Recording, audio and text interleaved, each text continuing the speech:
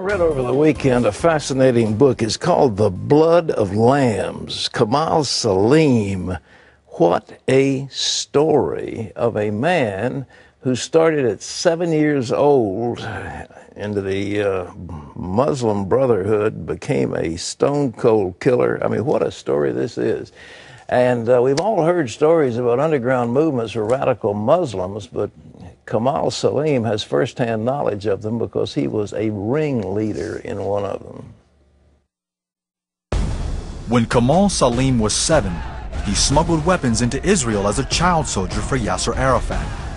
As a teen, he was already an explosive expert and was recruited by the PLO and other radical Muslim groups. Kamal's reputation for ruthless violence in the name of jihad grew. Then, while on a mission to convert others to radical Islam in the U.S., a life-changing crisis completely turned his life around. Please welcome to the 700 Club the author of an extraordinary book called The Blood of Lambs, Kamal Salim. Hey, it's good to have you with us. Thank you for having me. God bless you. You don't look like a killer. What is it? You look so benign. The transformation clearly take place physically and spiritually, before and after.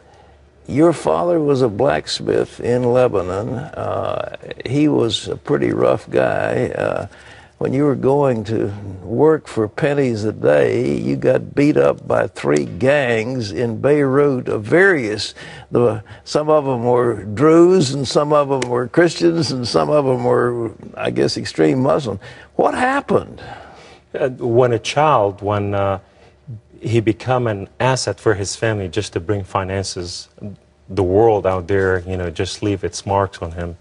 And that was a door for me to come about, to know the Most High God through, just those series of different events. Well, you got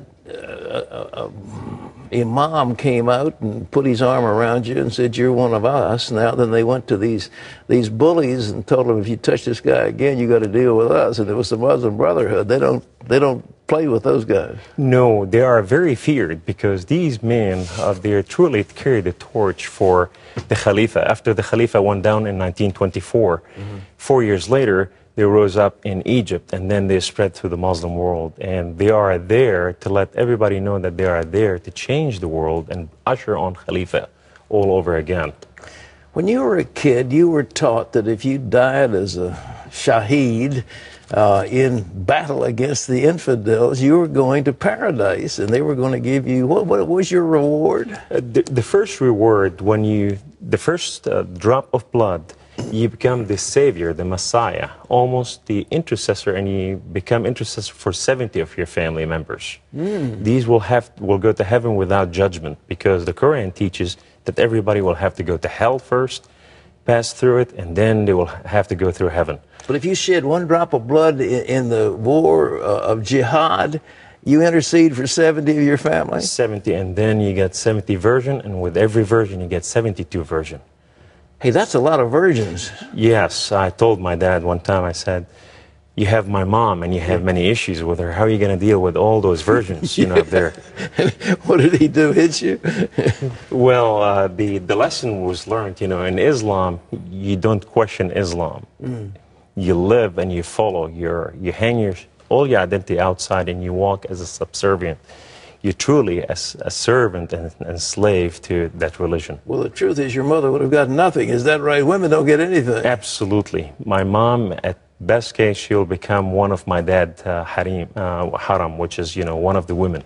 And that's it? That's it. They really believe that? Well, it's a religion. It's for the men, the majority. Men get more, so men get double for everything. But it's so emphasized on sex. It seems like there's just a tremendous emphasis on sex. Well, I mean, you have multitude of young men out there, and the teaching of Muhammad was teach your children how to swim, how to surprise the enemy from blind places, how to shoot from childhood, how to ride. All these are methods of war. Yes. These are commandment. These are Sharia law. And now, when you're learning all this and you're bringing children about when they become older, they are military, ready to march.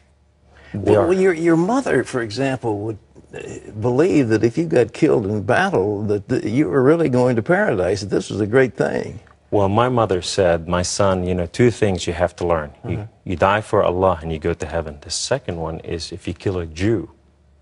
Killing Jew is a glorious thing. She said, your hand will light up before the throne of Allah. And even Allah will celebrate your coming as a Jew killer. You know, even the host of heaven will celebrate you. You hold up your right hand and it will glow, and Allah will welcome you into heaven as a Jew killer? That's right. They taught you that as a little boy? My mother, 5 years old. I used to meditate every night going to sleep, how I'm going to go to heaven. I even had a dream that one day, you know, I was murdering Jews and Christians, and that day I was killed, and I was ushered before the throne of Allah. Well, you've got the title Blood of Lambs because you were one of the little sacrificial lambs that was sent on a mission into Israel. What happened? Yasser Arafat, I was 7 years old. We went all the way to Syria, to the Golan Heights. We had underground tunnels, and we manifested with weapon, and we rendezvoused with the shepherd. The shepherd strapped on the belly of the sheep, and they killed hundreds of innocent Jews with the weapon that we took them over there. They used the children as just, you know, for their cause. Well, they were ready for you the next time, though. What happened then? Next time we came about, it was they were waiting for us, and the shepherd, the sheep, everybody was dead, and it was just a massacre at that time, you know, and the Syrian entered the fight with the Israeli at that time, and I carried my best friend on my back, and that's the only one who was saved, you know, from all the 17 kids that we went over there. Everybody died except you, and you had your best friend on your back, and he was like a shield. Yes. He was dead, his body. He was 1 year older than me, and I promised his mom I'll bring him back alive. That day when he took the shrapnel, I threw him on my back, and I started running toward the Syrian border. He became my shield that day. He took every bullet. The child I'm supposed to save saved my life. The handlers recognized this was a suicide mission. They didn't think any of you were coming back. They told us, you know, we did even prayers. We washed, we cleansed, like we about to go to prayers, and we entered the field, and we knew that this could be engaging, you know, but we didn't know that we're going to be slaughtered that day. Why didn't that turn you off, that they were using you that way? Why didn't you just get disgusted and quit? You see, when you are brainwashed by your family, and now you become, you know, your life, you have a goal in your life, and you're dying for the sake of Allah. You're living for Islam. Now your life becomes, it has a purpose. Many young Muslim children don't have purpose. Many of them becoming martyrs because they have no place to go, and they're told, on one hand, you know, if you go, you die for the sake of Allah, you go to heaven. Number two, they are getting paid too. Muslim Brotherhood pays people, you know, we went to Afghanistan and all those places. They were paying. When you go into die, you know, many countries pay, including Gaddafi, you know, Saddam at that time, and also the Assad of Syria. They were paying, you know, a good sum of money, up to $30,000. If you died? Yes. To your family. I want to fast forward a little bit. You've got a fascinating point in this book where a friend of yours introduced you to an enormously wealthy Saudi. Tell me about that. Well, many of the Saudi live the life, they don't live the life